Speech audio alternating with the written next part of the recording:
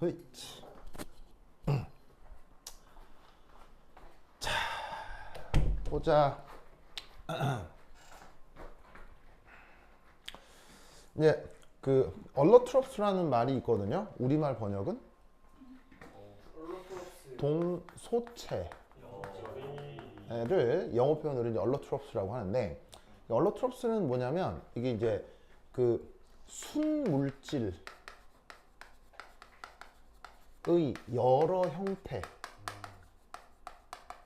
형태를 얼러트롭스라고 해요. 그러니까 예를 들면은 대표적으로 탄소로 되어 있는 순물질에는 뭐가 있어요? 다이아몬드, 뭐 흑연, 다이아몬드 이런 게 있잖아요. 근데 그것뿐 아니고 종류가 탄소도 되게 많거든요. 근데 뭐 흑연이라고 하건 뭐 다이아몬드라고 하건 아니면 나노튜브라고 하건 사실은 구성 원소는 다 달라요. 구성 원소는 다 똑같아요. 다 똑같이 탄소 한 가지로 똑같잖아요. 그런 관계들을 얼로트롭스라고 해요. 무슨 말인지 알겠죠? 그럼 그게 꼭 탄소에만 있느냐? 다른 원소들에서도 나타날 수 있겠죠. 그게 이제 지금 예로 들으려고 하는 것은 바로요 틴, 알겠죠? 틴 우리말로 주석, 알겠죠? 주석. 그래서 주석이라고 하는 녀석이 있는데, 이 주석이라고 하는 녀석이 알파 타입이 있고 베타 타입이 있어요. 그래서 이 알파 타입하고 베타 타입이 조건에 따라서 어떨 때는 알파가 우세하고 어떨 때는 베타가 우세하거든요. 그래서 언제 알파가 나타나고 언제 베타가 나타나고 혹은 언제 알파하고 베타가 섞여 있고, 알겠죠? 그거를 연력학적으로 판단을 해보자 이런 얘기지. 그래서 이제 그 계산을 위해서 그 알파 폼하고 베타 폼의 각각의 연력학 데이터가 나와 있다 이런 말이에요. 무슨 말 알겠죠? 자, 그래서 이따 여기에 있는 그 틴의 그 베타와 알파 사이의 상태 변화를 이렇게 화학식으로 한번 표현을 해봤어요.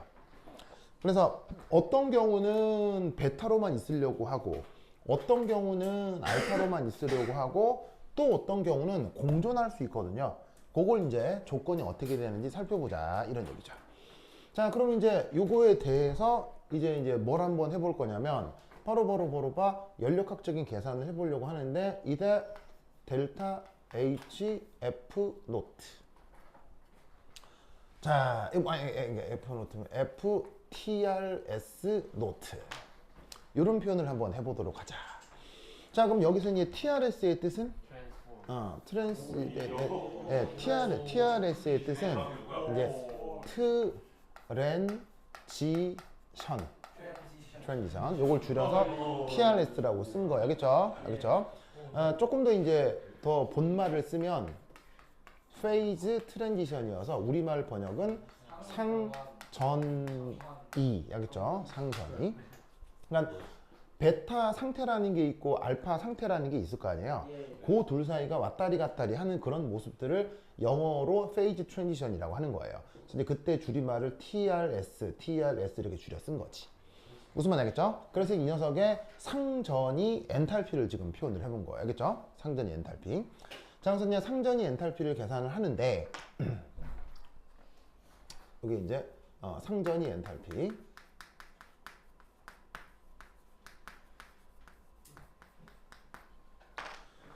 이때 이제 얘를 어떻게 표현할 수 있느냐? 바로 델타 HF 노트 알파 빼기 델타 HF 노트 베타.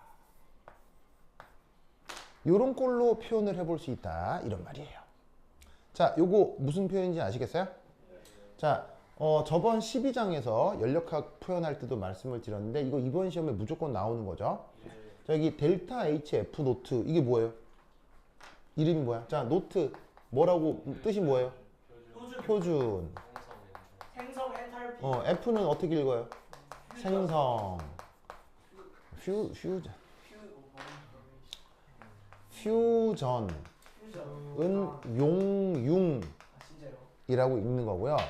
그러니까 예를 들면은 그거 뭐냐면은 그 달고나 만들 때 설탕 이렇게 놓고 이런 접시에 놓고 끓이면은 이 설탕이 쭉 녹잖아요. 그런 게 퓨전. 알겠어요? 예, 그러니까 열을 가해서 고체를 액체로 바꾸는 걸 퓨전. 알겠죠? 근데 지금 여기서는 포메이션. 알겠죠? 그래서 먼저 어떻게 읽어요? 생성. 알겠죠? 그래서 표준 생성 엔탈피 변화. 알겠죠?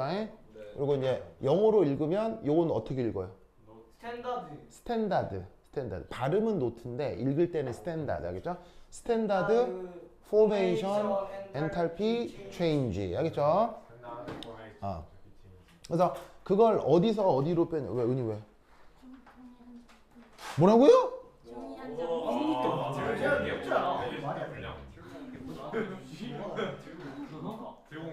그래요. 저기 있네. 아니, 무연아. 그냥 주면 되잖아. 왜 부끄럽나 봐. 아니 뜯었는데 쌤이 A4 주실 줄 그럴 수 있어. 변명하지만 모르겠나? 아니 무연아 그냥 우지한테 그냥 주면 되지. A4 주실 줄 알고. 이게 뭐라고 이게? 아니 뜯었는데 쌤이 A4 주실 줄 알고. 아니 뭐 주는 건 주더라도 뭐. 아니 어떻게 A4 주실 건데? 아유 이거 미치겠네. 아유 핑크핑크하네요. 아유 뭐 알겠습니다. 아니 이거 생각해. 나만 이상하게 생각하는 거예요? 아니 내가 이상한 거야? 지금 이거? 내가 이상한 거예요? 아니 쌤이 그래. 아니 쌤이 A4 주실 줄 알고. 아 미치겠다 진짜. 알겠습니다. 그래. 그래 좋아요. 무연아. 무연. 엄마가 아세요? 자 보자. 아니 쌤이 당연히 A4 주실 줄 알고. 자 그래서 이제 이거 어떻게 한 거냐면 여기 보이다시피 자 표준 생성 엔탈피로부터 어떤 주어진 변화의 엔탈피를 계산할 수 있죠. 자 어디서 어디를 빼야 되는 거예요. 항상 나중에서 처음을 빼주면 되는 거죠. 그렇죠? 그래서 생성물에서 반응물 빼주면 되는 거니까 지금 알파를 생성물로 뒀으니 여기서 이거 빼라. 무슨 말 알겠죠? 그렇죠? 무연아 울어요 지금? 집중 봐요. 무연아 보세요. 보세요. 보세요. 아 스트레스 받아. 아유 이제 정작 은희는 덤덤해요. 저 은희는 뭐 덤덤해요. 저한테 뭐라 하셨으니까.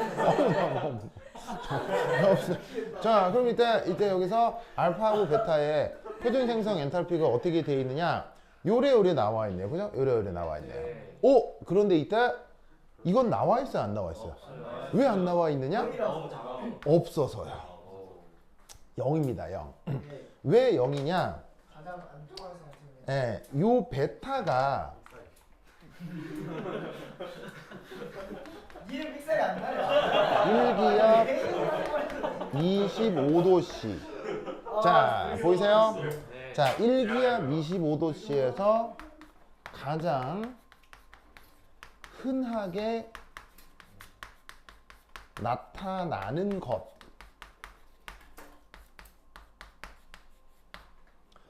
의 표준 생성 엔탈피는 0으로 정의가 되어 있죠. 그래서 나와 있지 않습니다. 이 말은 무슨 말이냐면 이 베타틴이 우리 인간에게 귀한 상태란 얘기입니까? 흔한 상태란 얘기입니까? 이게 흔한 녀석이고요.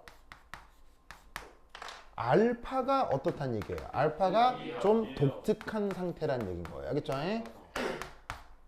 좀 독특한 상태다 이렇게 생각하자 이런 말이에요. 그래서 인간의 보통의 상황에서는 베타틴을 주로 보게 돼 있다. 무슨 말 알겠죠?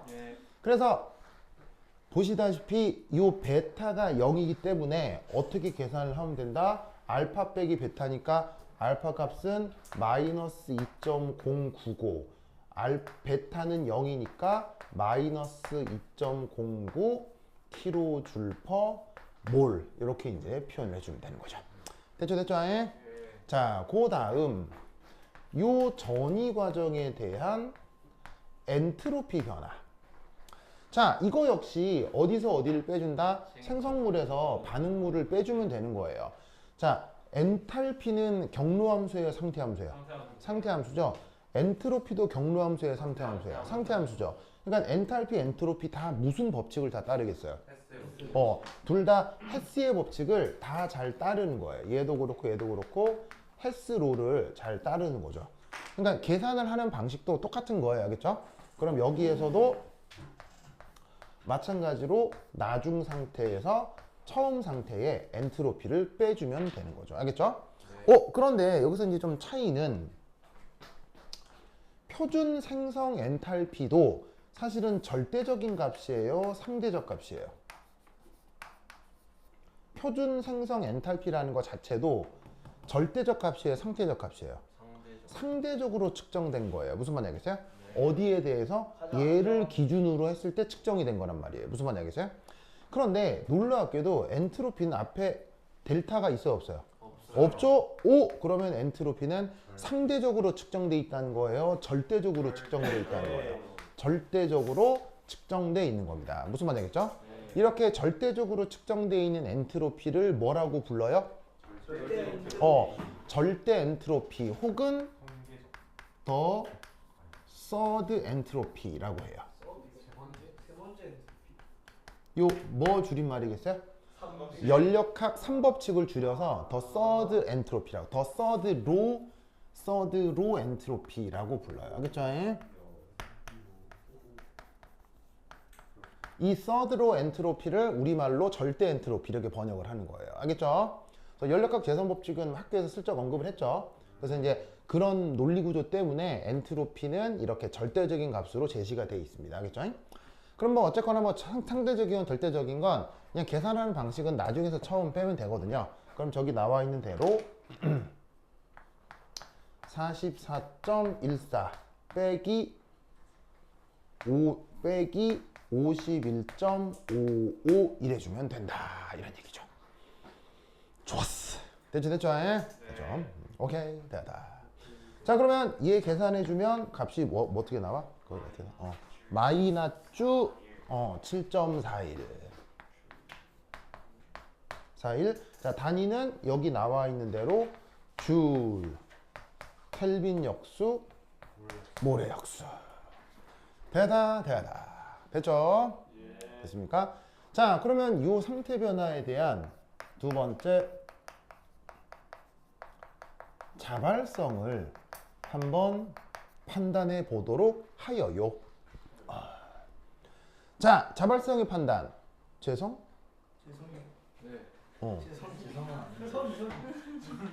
아니. 해성. 해성 어디 보는 거야? 어디를 그렇게 멍 때리고 보시는 거야? 누구를 생각하는 저 말레이시아에 그래. 우리 학교 자, 보세요. 자, 그러면 봅시다. 자발성의 판단. 첫 번째 1. 주어진 변화가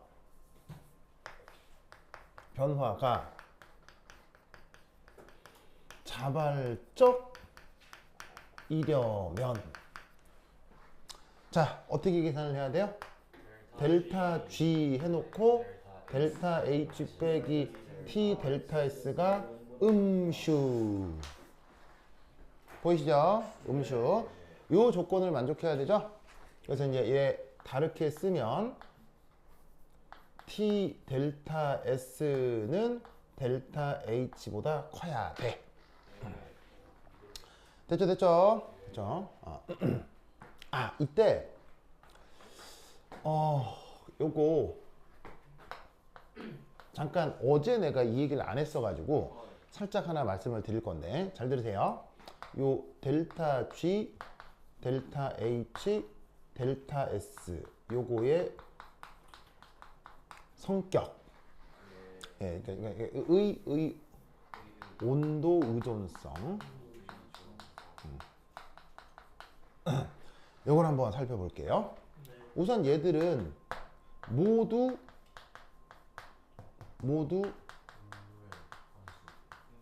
온도에 대한 함수들입니다. 모두 다 온도에 대한 함수입니다. 온도에 대한 함수라는 얘기는 온도가 변하면 얘들도 다 변합니다. 무슨 말인지 알겠죠? 다 변합니다. 그러면서 어제도 이 계산을 했었지만 그 왜 키르키코프 법칙이 있었잖아요. 이게 철자는 잘 모르겠다. 왜 키르키코프 법칙 이런 거 있었잖아요. 그때 열량을 어떻게 계산했냐면 NCP 델타 T 이렇게 계산했죠. 그러면 열량이 만약에 등 앞 조건이면 그게 엔탈피 변화잖아요. 오 봐봐 그러면 열량이 NCP 델타 T인데 등 앞 조건이면 엔탈피가 되는 거잖아. 그럼 엔탈피 계산할 때 뭐가 들어가 있어? 델타 T가 온도가 들어가 있으니까 온도가 변하면 이 변하는 게 당연하다 이런 말이에요. 무슨 말인지 알겠어요? 그리고 엔트로피도 어떻게 계산해? 엔트로피도 인티그럴 T분의 DQ 이렇게 쓰잖아. 그럼 이게 뭐 들어있어? 온도가 들어있다 이런 말이지. 그러니까 어떻게 되냐면 모두 다 온도에 대한 함수인데 그런데 놀라웠게도 이 델타 H, 델타 S는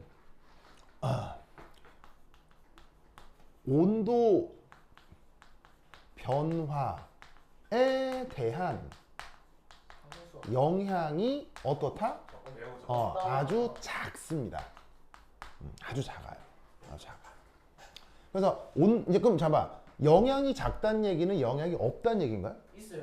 있긴 있는데 작다는 얘기죠. 네. 그래서 어떻게 할 거냐면, 델타 H를 계산을 하는데, 그게 만약에 온도 조건이 예를 들면 24도C 조건, 아니 20도C 조건, 그 다음에 21도C 조건, 22도C 조건에서 계산한 엔탈피는 같은 거야, 다른 거야? 다르다고. 다르지만 뭐해? 비슷해요. 맞다고 볼 수 있다. 비슷해. 그래서 비슷하기 때문에 얘를 그냥 뭐로 대표해? 표준 엔트로피로 대충 계산을 하는 거야. 무슨 말인지 알겠어요? 표준 엔트로피는 이미 데이터 테이블에 나와 있기 때문에 온도가 변한다고 했을 때 굳이 온도가 변하니까 계산해 보세요 라는 말이 없으면 그냥 표준 조건에서 계산한 엔탈피를 그대로 써버리는 거예요. 누구도 마찬가지로 요 엔트로피도요. 뭔 뜻인지 아시겠죠? 그래서 온도가 바뀌면 엔트로피도 바뀌지만 이게 한 200~300도 내외에서도 온도가 한 200도 정도 변해도요. 엔탈피와 엔트로피는 한 5% 정도밖에 안 변해요. 거의 잘 안 변해요. 그러니까 그냥 표준 상태에서 구해놓은 엔트로피 있죠. 데이터 테이블에 나와 있는 거. 그걸로 그냥 상수처럼 그냥 써버리는 거예요. 알겠죠? 반면 요 깁스 에너지는 온도 변화에 대한 영향이 상대적으로 어떻다? 아주 큽니다. 아주 커요. 그래서 어떻게 된다? 이 수식으로부터 계산을 해주는 거예요. 그래서 여기는 엔탈피, 엔트로피가 온도가 변하면 변하지만 그냥 표준 조건에서의 값으로 고정을 한 다음 온도가 변하는 걸 여기에 놓고 이 온도가 변했을 때 깁스 에너지가 어떻게 변했는지를 계산하는 거라 이런 말이에요. 무슨 뜻인지 아시겠죠? 그래서 요런 뭐냐면 경험적인 상황을 알아두시기 바랍니다. 왜 영향이 작은지에 대해서 뭐 증명할 수는 없어요. 이게 경험적으로 그런 거라서 그냥 그런갑다 생각하시면 되고 엔탈피, 엔트로피는 그냥 고정된 것처럼 사용하고 깁스 에너지만 온도가 변할 때 계산한다. 요 논리 구조는 알아두세요. 알겠죠? 됐죠? 저거 됐어요? 됐어요? 자, 준다. 시우 왜 기절하려고요? 이렇게 재밌는 수업을. 시우 힘내주세요. 네, 힘내세요. 자, 준다. 시우산. 저건 됐고.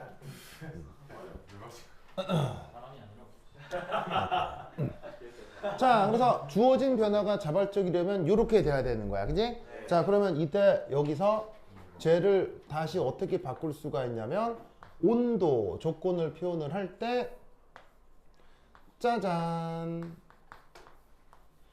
이렇게 된다는 걸 알 수 있죠? 네. 자, 보시다시피 지금 부등호가 어떻게 됐음이야? 바뀌었어요. 부등호가 뒤집혔지. 왜? 마이너스. 바로 여기에 있는 이 엔트로피 변화가 지금 계산한 바에 의하면 여기가 마이너스니까. 알겠죠? 그리고 이때 현재 지금 반응 역시 발열 반응이죠. 발열 반응인지라 요 놈도 마이너스예요. 그럼 마이너스를 마이너스로 나눈 건 요건 어떤 플러스 값이 되어 나오겠죠? 네. 그러면 보시다시피 주어져 있는 어떤 플러스 양수값보다 작은 온도 조건이니까 이건 다른 말로 뭐란 얘기세요? 바로 저온에서 주어져 있는 변화, 어떤 변화? 베타가 알파가 되는 변화가 자발적으로 진행된다라는 말이 되는 거죠. 무슨 말인지 알겠죠? 그래서 베타를 알파로 바꾸고 싶으면 지금 이 변화에 대해서는 온도를 어떻게 유지해라? 차갑게 유지해라. 알겠죠? 그러면 이때 여기서 이 두 상태가 알파하고 베타가 만약에 공존하려면 그때는 온도 조건을 어떻게 표현해 주면 되겠어요? 공존하려면 같다 이렇게 해주면 되는 거죠? 네. 자, 공존이 뭐예요? 평형. 평형을 얘기하는 거니까. 그러면 이 같을 때의 온도를 조금만 띄워쓸게요. 어떻게 표현할 수 있느냐? 백설표의 TRS 이렇게 표현을 해볼 수가 있다 이런 말이죠. 알겠죠? 그래서 얘는 뭐냐면은 순물질의 정상 상태 변화 온도다 이렇게 생각을 해주면 되는 거죠. 됐습니까? 그러면 이때 여기서 엔탈피가 값이 얼마야? 엔탈피가 마이너스 2.09지 그 다음에 엔트로피가 마이너스 7.41이지. 자, 그런데 내가 항상 얘기하는 거 자연과학은 숫자보다 뭐가 더 중요해? 단위가 더 중요해. 자, 단위 잘 살펴보시면 줄, 켈빈 역수, 몰의 역수죠? 그 다음 2.09는 단위가 여기 뭐가 들어가 있어? 킬로가 들어가 있지. 여기서 킬로를 어떻게 바꿔줘? 10의 3승으로 바꾸는 거 이거 빼먹으면 나가리예요. 그렇죠? 그리고 이게 줄 퍼 몰이 되겠습니다. 그래서 얘를 열심히 계산해 주시면 마이너스 떨어져 나가고 282켈빈 정도가 나온다 이런 말이에요. 알겠죠? 그럼 얘 아시다시피 도씨로 바꾸면 몇 도 정도인 거예요? 네, 도씨로 바꾸면 몇 도 정도인 거예요? 뭐 8 해서 9 뭐 이 정도 온도가 되는 거잖아요. 무슨 말 알겠어요? 이 정도 온도가 되는 거잖아. 그래서 어떻게 된다? 8도 9도 정도가 되면은 어떻게 된다? 여기에 있는 베타가 알파로 상태 변화를 시작하게 될 수 있다 이런 얘기예요. 그러면 얘를 완전히 알파로 바꿔버리려면 이 온도보다 높게 유지해야 돼, 낮게 유지해야 돼? 요거보다 낮게 유지하라 이런 말인 거죠. 무슨 말인지 알겠죠? 이런 종류의 문제, 아주 기초적인 문제인데, 굉장히 기초적인 문제인데 요거를 가지고 뭐냐면 이런 기초적인 내용을 뭐냐면 잘 훈련을 하라 이런 말이겠죠? 네. 근데 이제 이 문제는 이게 되게 이 문제 혹은 이 논리는 단순히 자연과학적인 분석을 넘어서 그 세계사에 영향을 줬어요. 예. 예, 세계 역사에 영향을 줬어요. 정말이에요. 정말이에요. 진짜예요. 그래서 이게 되게 유명한 주제거든요. 이게 전 세계 전쟁사 혹은 유럽의 패권, 전 세계 패권에 영향을 준 주제여서 이게 사실은 그 시험 문제로 많이 나오는 주제예요. 그래서 사실은 이 문제의 제목은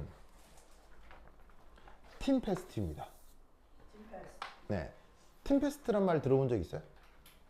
그래서 이 애가 언제 한번 나온 적이 있냐면 그 ICHO 문제로 한번 나온 적이 있고, 그 다음에 그 해에 ICHO 이 문제가 팀페스트가 나온 그 해에 서울대 심층 문제로도 나온 적이 있습니다. 그래서 방금 얘기했잖아요. 그 국제 그 패권을 바꾼 주제라고요. 정치 패권과 군사 패권을 바꾼 주제예요. 굉장히 유명한 주제예요. 그래서 이게 왜 그러냐? 자, 우선 T는 뭐야? T는 주석이지. 패스트가 뭐야? 대충.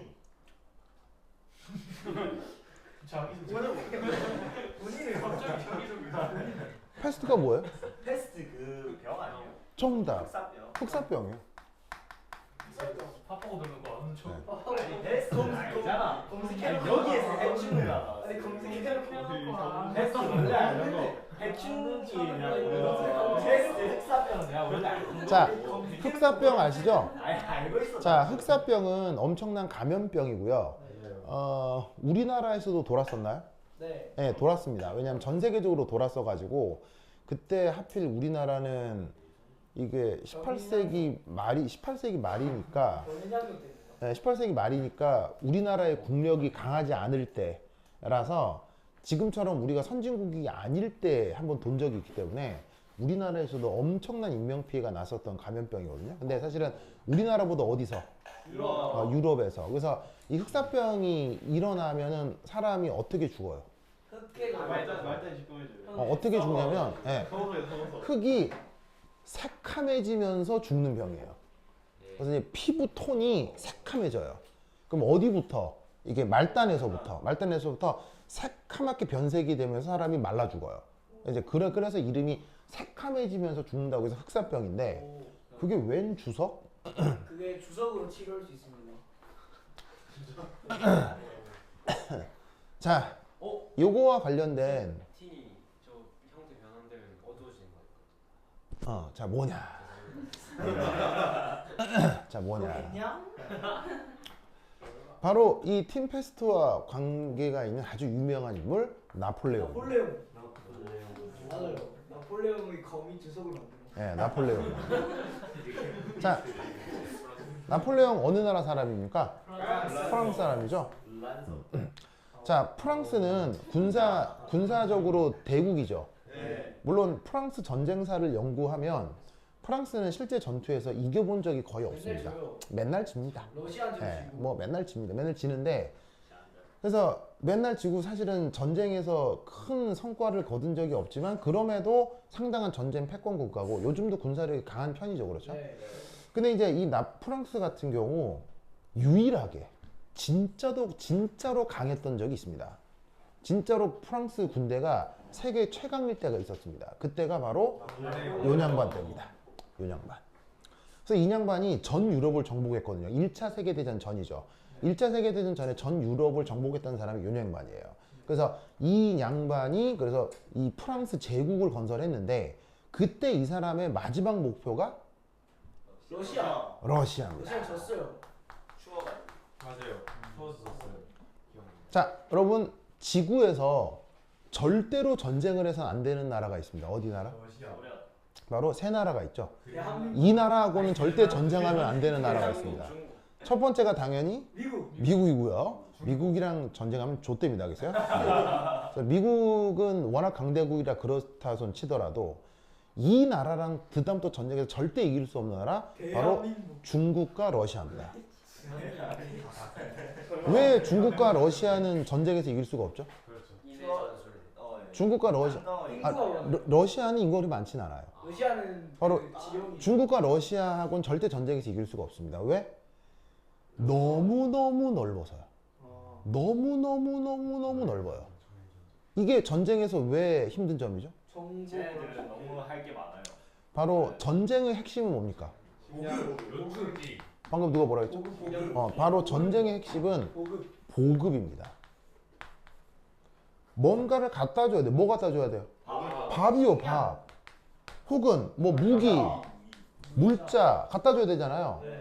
근데 나라가 너무 크면 보급하기가 쉽겠어, 어렵겠어요? 보급하기가 너무 어려운 거예요. 그래서 어떻게 되냐면 갖다 줄 때 어떻게 갖다 줘야 돼요? 비행기로 갖다 주는 건 불가능해요. 왜? 비행 수송량은 너무 양이 작기 때문이에요. 그다음 철도나 자동차로 갖다 줘야 되잖아요. 근데 전쟁 나면 철도, 도로 다 끊겨요. 왜냐하면 상대편에서도 철도, 도로 다 끊어버려요. 보급을 어렵게 하기 위해서. 무슨 말인지 알겠습니까? 그리고 또 보급하다가 무슨 일이 벌어지게 해요? 보급하다가 게릴라들이 쳐들어옵니다. 보급하다가 그 지역민들이 습격합니다. 그러면 그런 것까지 생각하면 사실은 땅덩이가 넓은 나라에선 전쟁을 하는 게 불가능한 겁니다. 그래서 러시아하고 중국하고 전쟁에서는 아무도 이길 수 없습니다. 무슨 뜻인지 알겠죠? 그런데 객기를 부린 거죠. 그래가지고는 이 양반이 러시아를 침공합니다. 왜냐하면 믿었거든요. 프랑스가 세계 최강 군대라는 걸 믿었기 때문에 침공을 합니다. 그래서 나폴레옹의 원래 생각은 석 달 봤습니다. 석 달, 알겠어요? 석 달 봤어요. 자, 그러면 세계 최강 군대 프랑스 군대는 모두 멋있었겠습니까? 바로 군장도 삐까뻔쩍했겠죠. 사실 요즘 전 세계에서 가장 군장이 멋진 군대는 어디입니까? 미국이죠. 왜? 돈으로 쳐바르니까요. 알겠어요? 그래서 돈 많은 나라의 군장들이 멋있는 겁니다. 그래서 요즘 우리나라 군사 장비도 좋아졌습니까? 나빠졌습니까? 굉장히 좋아졌거든요. 내가 군대 갔을 때에 비해서 요즘 군장은 정말 진짜 어마어마하게 좋아졌습니다. 마찬가지로 프랑스도 가장 멋진 군장을 하고 있었을 거 아니에요. 총도 그렇고 막 이게 군복도 그렇고. 그래서 이 나폴레옹은 그 군사들의 이 군장의 이 위험을 위해서 요 단추 있잖아요. 단추를 은단추로 하려고 했습니다. 왜냐면 번쩍번쩍 하잖아요. 그런데 은단추로 하려고 했더니 가격이 너무 비쌌을 거 아니야. 그래서 은처럼 생긴 게 뭐가 있나, 싼 게 뭐가 있나 해서 단추를 주석 단추로 만든 거예요. 그러면 여러분 주석이라고 하는 거 여러분 본 적 있어요? 아니요. 실제로 집에 가면 주석이 한두 개씩 있을 수 있어요. 어디? 컵이요. 기념컵이요. 그 대학교 수비니어 샵에 가면 대학교 마크가 찍혀 있는 요만한 금속 컵 같은 걸 팔거든요. 여러분 미국 가서 대학 탐방을 한 번씩 봤을 수도 있는데 서울대만 가도 있어요. 이렇게 요렇게 생긴 금속 컵이 있는데 그게 딱 보면 은빛으로 반짝반짝한 컵이 있어요. 그래서 집에도 가면은 부모님들이 기념으로 어디 여행 가셔서 한두 개씩 사 오실 수 있거든요. 그런 거 집에 있는 사람. 이게 막 이상한 유럽식 문양 찍혀 있고 막 금속으로 된 이런 컵이 있는데 집에 가면 하나씩 있을 거예요. 뭐 하버드 같은 데 가면 수비니어 샵에 많이 있어요. 서울대 가도 많고요. 그래서 주석이라고 하는 게 기본적으로 반짝반짝한 금속성을 띠고 그 반짝반짝한 금속성을 가지고 있기 때문에 그냥 겉으로 보면 은 같아서 나폴레옹 군대의 이 복식을 이 은 단추로 해 넣었어. 그러니까 은 단추 대신 주석 단추로 해 넣었던 거예요. 무슨 말인지 알겠어요? 그걸로 이제 러시아로 침공을 한 거죠. 그래서 프랑스로 침공을 해서 러시아는 프랑스 군대랑 싸워요, 안 싸워요? 안 싸웁니다. 왜? 죽으려고요? 세계 최강인데? 그래서 러시아 군대는 어떤 전략을 펴니까? 계속 후퇴합니다. 후퇴합니다. 후퇴해서 3개월이 지났습니다. 그래서 드디어 뭐가 옵니까? 시베리아에 겨울이 오죠. 그러면 어떻게 된다? 러시아군이랑 프랑스군은 한 번도 싸우지도 못합니다. 그런 상태로 시베리아로 진격 하다가 시베리아의 겨울을 맞게 된 겁니다. 그러면 그때 놀랍게도 어떤 일이 벌어지느냐? 보시다시피 시베리아 겨울은 따뜻합니까? 차갑습니까? 엄청나게 차갑죠? 엄청나게 차가워 버리니까 어떤 일이 벌어진다? 이런 일이 벌어지는 겁니다. 그러면 이런 일이라고 하는 게 뭐냐? 지금 여기에 있는 이 베타 주석 있죠? 얘가 반짝 금속성을 띠는 그 주석이 베타 주석입니다. 그런데 보시다시피 저온 조건에서 자발적으로 어떻게 된다고요? 알파가 된다고 했죠. 그럼 저 알파가 뭐냐? 얘는 이게 뭐냐면 탁한 비금속성 물질이 됩니다. 그래서 단추가 프랑스에서 출발했을 때는 반짝반짝한 금속 단추였는데 러시아로 진격하면서 추워지면서 이 반짝반짝했던 이 금속 단추가 어떻게 되겠어요? 이런 식의 분필 색깔이 되는 거예요. 분필 색깔로 바뀌는 거예요. 그럼 분필 색깔로 바뀐다? 분필은 어떤 성격이 있죠? 똑똑 부러지겠죠. 이거 어떻게 되겠어요? 똑똑 부러지는 거예요. 그래서 단추로 여며놨었는데 진격을 해가면 갈수록 단추가 똑똑똑 부러지는 거예요. 똑똑똑 부러지면 옷이 어떻게 되겠어요? 다 풀어헤쳐지겠죠. 근데 이 18세기 말은 지퍼가 없었을 때예요. 옷들이 다 풀어헤쳐지는 거예요. 옷들이 다 풀어헤쳐지면서 어떻게 되겠어요? 추위에 노출돼요. 추위에 노출이 될 수 있겠죠. 물론 끈으로 묶어도 되지만 그 추위 속에서 단추까지 부러지니까 병사들의 불만은 커졌겠어요? 작아졌겠어요? 병사들이 엄청 불만을 했겠죠. 추워 죽겠는데 단추도 부러지고 막 무슨 말인지 알겠어요? 그러면 추워 죽으면 무슨 일이 벌어질 수 있죠? 동상에 걸릴 수 있죠. 동상 얼어버린다고요. 그럼 여러분 동상 심하게 걸리면 말단이 어떻게 동상 심하게 걸리면 말단이 새카매지거든요. 동상에 걸렸을 때의 모습이 흑사병 모습이랑 비슷한 거예요. 그러니까 단추 좀 풀어졌다고 동상이 걸렸다기보다는 그냥 시베리아에 가면 다 동상에 걸려요. 동상 걸려서 시커매는데 단추까지 부러지고 막 열로 짜증 날 거 아니에요. 에이 나폴레옹 개새끼 하면서 병사들이 막 욕했을 거 아니야. 그럼 막 부러지고 막 이러니까 이 단추 이거 뭐야? 아 이게 뭐 주석 단추 에이 막 무슨 말 알겠어요? 그게 말이 합쳐져 가지고 주석 패스트가 된 거예요. 무슨 말 알겠습니까? 그래서 이 사건이 바로 그 유명한 틴 패스트 사건에 대한 물리적 근거 문제예요. 무슨 말 알겠어요? 됐죠? 그래서 나폴레옹은 패퇴했고 그래서 거기서 나폴레옹이 그 가지고 있었던 프랑스 최강의 주력 부대를 거기서 80% 이상 희생이 돼요.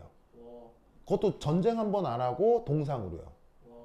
그런 상태로 나폴레옹 군대의 전투력이 강해졌겠어요? 약해졌겠어요? 약해졌겠죠? 이걸 누가 알아챘겠어요? 영국이 알아챕니다. 그래서 영국과 다른 오스트리아, 독일의 연합군이 그래서 프랑스랑 맞짱을 뜰 계획을 세운 겁니다. 그 전투가 뭡니까? 그 유명한 워털루 전투입니다. 워털루 전투가 워털루 전투라고 하는 그 근대 유럽의 가장 유명한 전투가 있는데 그게 뭐냐면 약해진 러시아 침공으로 약해진 러시아 군대, 아니 그러니까 프랑스 군대를 상대하기 위해 유럽 전체가 연합해서 나폴레옹을 물리쳤던 전쟁이 바로 워털루 전투입니다. 워털루 전투를 통해서 그래서 나폴레옹은 이깁니까? 당연히 집니까? 지고 그래서 프랑스가 어떻게 된다? 바로 이제 패망에 가는 역사적인 기로에 서게 되는 거죠. 그래서 그 사건이 바로 요거예요. 무슨 말인지 아시겠죠? 알겠죠? 굉장히 유명한 놈입니다. 자, 이때 퀴즈. 이건 서울대 기출이에요. 서울대 기출입니다. 왜 이럴까요? 왜 이럴까요? 왜냐하면 네, 서울대 기출 문제입니다. 왜 알파보다 베타의 엔트로피가 더 클까요? 서울대 기출입니다. 왜냐하면 비금속성이지. 서울대 기출입니다. 서울대 기출에 이게 나온 적이 있거든요. 그래서 이제 이렇게 전이온도도 계산해봐라 라고 하는 문제가 있었는데 이때 왜 이쪽 엔트로피가 더 클까를 서술하시오. 가 서울대 문제에 나온 적이 있습니다. 왜일까요? 왜일까요? 자, 똑똑 부러지는 얘는 금속성이라고 그랬어요? 비금속성이라고 했어요? 비금속성이라고 했죠? 그런데 베타는 여기서 이제 화이트라는 말의 뜻이 뭐냐면 화이트는 이 화이트를 얘기하는 게 아니고요. 반짝반짝을 그냥 그 글리터링한 걸 이제 글리터링이라고 쓸 수는 없으니까 화이트라고 쓴 거예요. 무슨 말인지 알겠어요? 그러면 반짝반짝한 이 베타가 금속성이잖아요. 금속성이잖아요. 그럼 이게 왜 크냐고. 자유전자 때문에. 정답.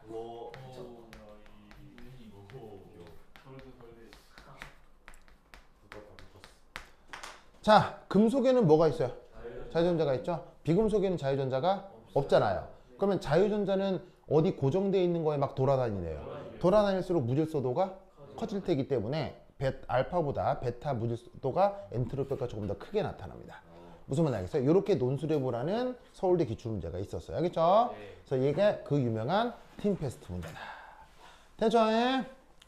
오케이. 됐다. 10분 쉬었다. 자, 그러면 한 10분 쉬었다 하도록 하겠습니다. 화장실 갔다 오세요. 오, 이 누구야, 이거. 오, 곽재혁. 박지요. 오, 곽재혁. 저기 PC방 좋습니다. 갔습니다. 좋습니다. 저기 PC방 갔습니다.